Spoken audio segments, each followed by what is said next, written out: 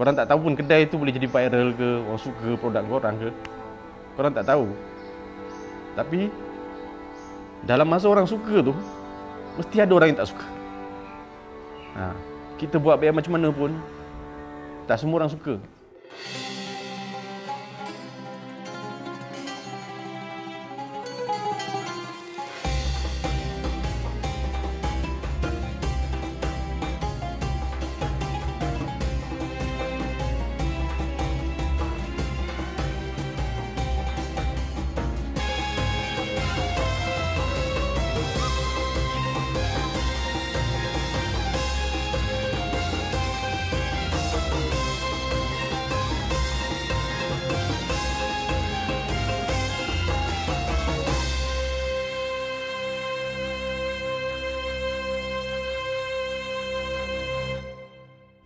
Popiah ni asalnya daripada tahun 83 lagi, kalau tak silap saya lah.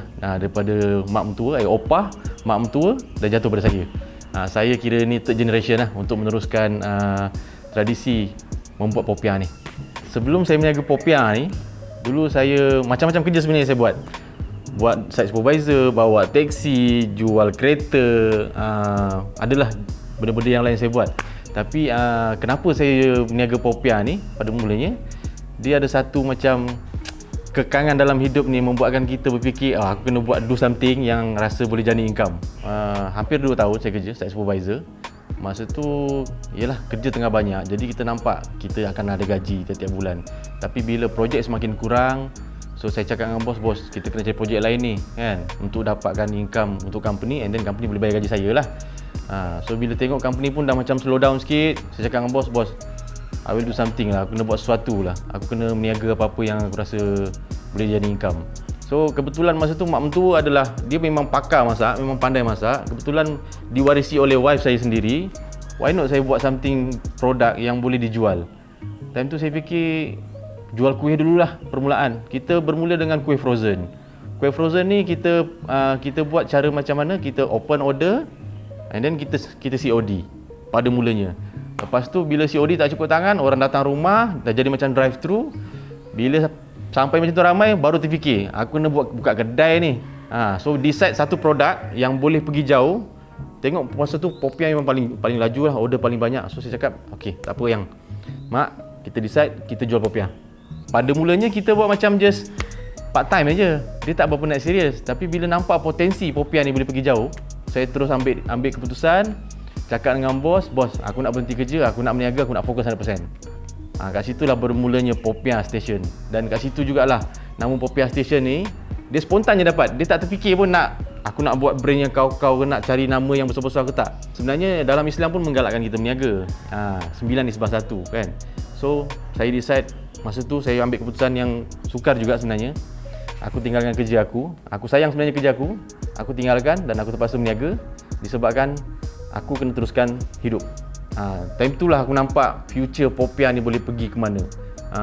Sebab aku suka satu cabaran dalam hidup aku, bila satu benda yang datang kat aku ni, aku suka kaji. So aku suka kaji benda tu sampailah aku rasa macam okey, aku yakin aku boleh buat. Aku decide, tak toleh kanan, tak toleh kiri, aku jalan terus. Jalan terus, masa itulah ujian yang datang ni pada aku ada hikmahnya. Memang ada hikmah. Sebenarnya dalam niaga ni sebenarnya banyak ujian. Ujian niaga ni sangat kuat. So saya rasa benda ni ramai juga peniaga kat luar sana rasa benda yang kau nampak yang tak nampak. Aku pernah alami benda yang paling aku takut lah. Dan aku tak tahu pun benda tu datang ke aku. Korang tak tahu pun kedai tu boleh jadi viral ke, orang suka produk korang ke. Korang tak tahu. Tapi dalam masa orang suka tu, mesti ada orang yang tak suka.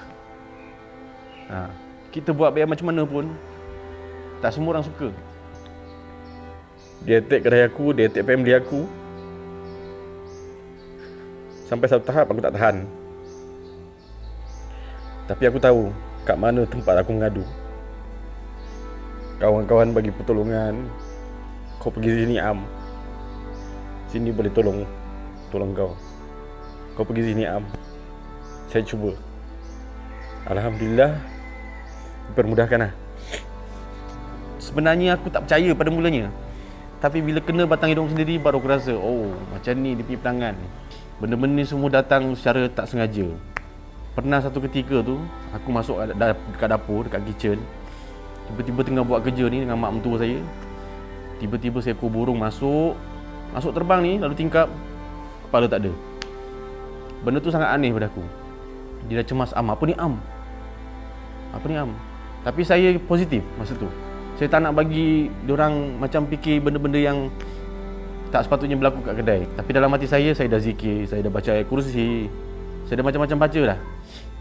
Tapi masa kejadian tu alhamdulillah, dia sekejap je. Tapi bila malam, dia jadi balik.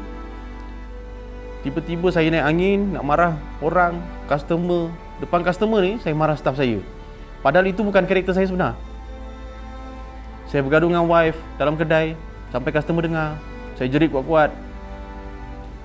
Benda yang datang ni dia nak kita jadi hilang sabar. Kita naik kemarahan tu dia jadi temper gila lah. Memang kau tak sedar masa tu. Itu sebab saya cakap kesabaran ni sangat penting. Bila kau sabar, Allah ada akan tolong kau. Bila dah okey, wife saya pula kena. Wife saya kena kat kedai tu, tiba-tiba dia macam diam. Dia jadi macam bukan dia lah. Cakap, awak ni kenapa? Saya tak sihat lah. Saya sakit tangan, sakit badan, macam ada benda tajam cucuk saya. Lepas tu saya bawa pergi klinik. Klinik kata, you kena refer hospital. Masuk hospital kena tahan. Doktor cakap, doktor sendiri pun tak tahu dia sakit apa. Ambil darah banyak kali, cek banyak kali, doktor sendiri tak tahu dia sakit apa. Dalam hati saya terdetik, ini tak ada benda lain dah ni. So saya ambil ikhtiar, cakap dengan doktor, bagi saya peluang, saya guna perubatan Islam. Okey, boleh teruskan. So saya pergi Darul Shifa tu, bawa wife saya pergi sana. Kat sanalah kita tahu benda-benda ni. Dia scan, dia buang benda tu, dia cakap, kalau kau tak payah balas benda ni, kalau kau balas kau akan serupa dengan dia. Tak payah buat apa-apa, ini benda ni lumrah. Kau orang meniaga, bukan kau seorang je dia akan kena. Ramai orang yang dah kena, banyak dah. Acik dah banyak dah ubat orang. Tapi kau ni, yelah kena kat kau kena reda lah. So bila benda tu berlaku, balik daripada hospital, saya bawa pergi Darul Shifa, berubat apa semua. Besoknya buat pesan terus. Yang saya nak tutup kedai, saya tanya awak dua perkara je. Awak nak brand ke? Awak nak income? Dia cakap dia nak dua-dua. Okey, awak nak dua-dua boleh. Tapi awak kena ikut plan saya. Sebelum kita tutup kedai ni, ramai yang beranggapan kat luar sana, saya tutup kedai ni sebabkan saya jatuh bankrupt. Sebenarnya tidak. So saya decide, saya nak berniaga buka gerai, buka stall. Stall tepi-tepi jalan tu.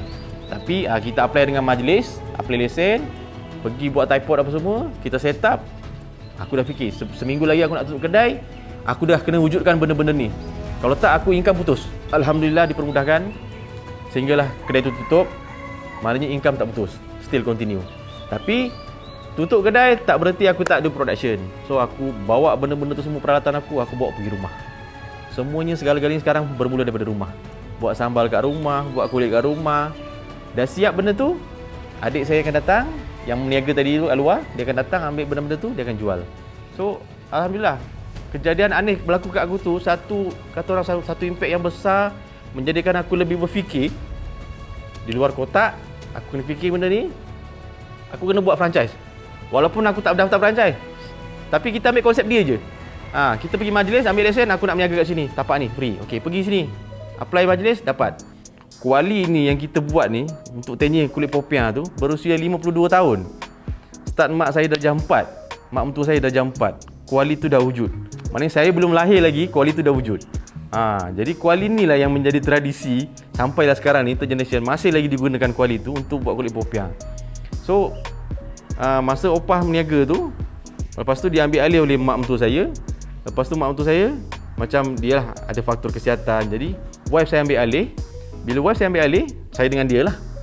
Saya cakap, kita kena buat different, kita kena buat lain daripada yang lain. Popiah ni ramai orang meniaga popiah. Tapi apa istimewanya popiah station ni? Popiah ni sensitif pada kulit sebenarnya. Tak semua orang yang meniaga popiah boleh buat kulit popiah. Tak semua. Bakat nak ada buat kulit popiah ni bukan senang. Dia nampak mudahnya kau ambil tepung kau tenyek kat kuali, tapi sebenarnya itu cumanya ya Allah, Tuhan je yang tahu. Memang cabaran dia sangat tinggi. So aku fokus buat betul. Dan alhamdulillah didorong lagi oleh seorang sahabat. Dia kata, kau boleh buat benda ni, aku bantu kau. Dia ni nama dia Hafizullah Mota. Okey. Dia sahabat saya lama. Dia banyak bantu saya daripada segi moral, daripada segi kekuatan. Dia bagi saya semangat lah. Dia banyak bagi saya semangat. Apa-apa pun saya banyak refer kat dia. Dia kira antara sifu saya lah. Aku cakap, Zul, aku tengah down ni, kau boleh tak datang tolong aku? Dia bagi semangat lah. So dia kata, popiah kau macam ni, kau kena buat adjust sikit. Yelah. Sampai saya buat R&D, popiah ni, apa perbezaan popiah orang lain dengan popiah saya? Disebabkan apa yang tadi Zul ni cakap. Popiah kau ni apa yang specialnya? Cakap, aku nak kena kaji balik. Study baik-baik betul. Okey, aku akan, mana special ni popiah kau ni? Dekat kulit, sambal, dengan dia punya kualiti ketahanan popiah. Popiah ni sebenarnya special daripada saya lah. Bila kau gigit popiah tu, kau tak tarik. This is we call popiah. Tapi kalau kau gigit popiah tu, kau tarik, itu bukan popiah bang. Itu dah macam kau makan satu benda yang keras kau tarik. Dia macam kenyal. Kita ada 2 lokasi sekarang. Lokasi yang pertama dekat Teluk Pani Begarang, depan 7-Eleven, Batu Lapan, Kampung Sijangkang. Depan 7E tu ada kemah warna merah, ada logo popiah tu, kat situ. Itu lokasi pertama. Lokasi kedua kita dekat Kampung Jenjarum. Depan sekolah SMK Jenjarum. Lokasi kedua. Mana orang Jenjarum tu lalu depan sekolah tu nampak nanti kemah merah tu. Saya punya senang je. Orang nak tengok kemah merah, itu popiah station. Saya suka warna merah. So nampak kemah warna merah ada popiah station, itu popiah. Waktu operasi buka, kita buka kedai daripada 2 petang sehingga jualan habis lah. Biasanya sebelum maghrib tu dah habis lah. Tapi lately ni di awal habis. Kadang pukul 6 dah habis, 5.30 pun kadang boleh habis. Dia tak tentu lah, tapi paling lewat pun memang maghrib lah. Sebelum azan maghrib dia dah habis. Kuantiti yang kita jual setiap hari 1,000 ke 1,500 pieces. Adik saya akan ambil barang tu, pergilah berniaga. Adik saya ni saya ajar dia supaya dia nampak potensi popiah ni. Dan saya nak bagi dia peluang rasa sendiri macam mana berniaga. Dan kau rasa sendiri macam mana income kau berniaga ni. Alhamdulillah dia nampak dan dia boleh follow. Saya suka lahirkan orang-orang yang suka berniaga tau. Saya berazam sendiri. Andai katalah di luar sana yang nak berniaga, tak ada modal kecil, tak ada ilmu, InsyaAllah saya sedia bantu. Popiah ni tak perlukan modal yang tinggi. Dia cuma perlukan kesabaran dan ketekunan, keinginan, kesungguhan. Kau ada kesungguhan ni, aku ajar kau. Daripada step A sampailah kau boleh buka kemah berniaga tepi jalan. Dan untung popiah ni, InsyaAllah kau boleh survive lah.